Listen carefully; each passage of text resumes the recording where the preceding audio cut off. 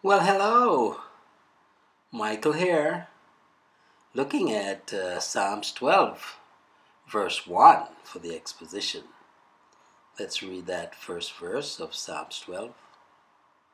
Help, Lord, for the godly man ceaseth, for the faithful fail from among the children of men. And so we look to the Treasury of David. It's written by Charles Spurgeon for the exposition on that verse. Help, Lord. A short but sweet, suggestive, seasonable, and serviceable prayer. A kind of angel sword, to be turned every way and to be used on all occasion. Ainsworth says the word rendered help is largely used for all manner of saving, helping, delivering, preserving, etc.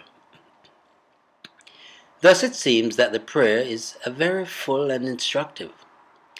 The psalmist sees the extreme danger of his position, for a man had better be among lions than among liars.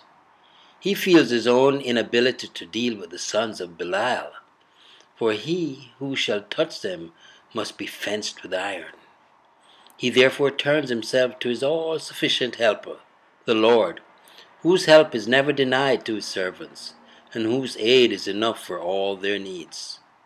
Help, Lord, is a very useful ejaculation which we may dart up to heaven on occasions of emergency, whether in labor, learning, suffering, fighting, living, or dying. As small ships can sail into harbors, which larger vessels drawing more water cannot enter, so our brief cries and short petitions may trade with heaven when our soul is wind-bound and business-bound as to longer exercises of devotion.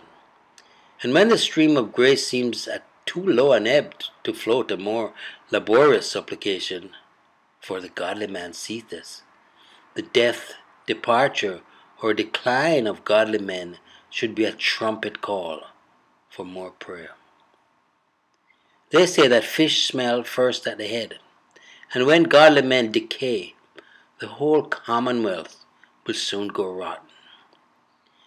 We must not, however, be rash in our judgment on this point, for Elijah erred in counting himself the only servant of God alive, when there were thousands of whom the Lord held in reserve. The present times always appear to be peculiarly dangerous, because they are nearest to our anxious gaze, and whatever evils are rife are sure to be observed, while the faults of past ages are further off, and are more easily overlooked.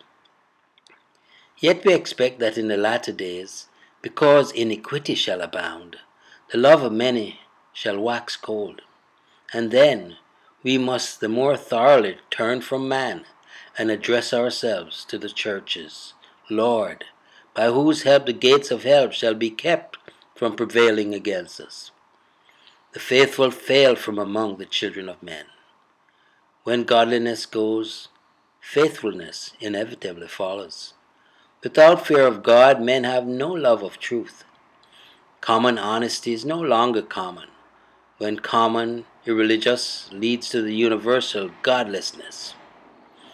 David had his eye on Doeg, and the men of Ziph and Keilah, and perhaps remembered the murdered priest of Nob, and the many banished ones who consorted with him in the cave of Adullam, and wondered where the state would drift without the anchors of its godly and faithful men.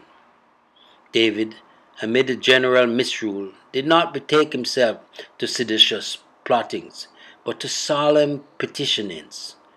Nor did he join with the multitude to do evil, but took up the arms of prayer to withstand their attacks upon virtue. Well, trust you enjoyed that look at the exposition on Psalms 12, verse 1. Michael here declaring yet again, Jesus is Lord. Until next time, be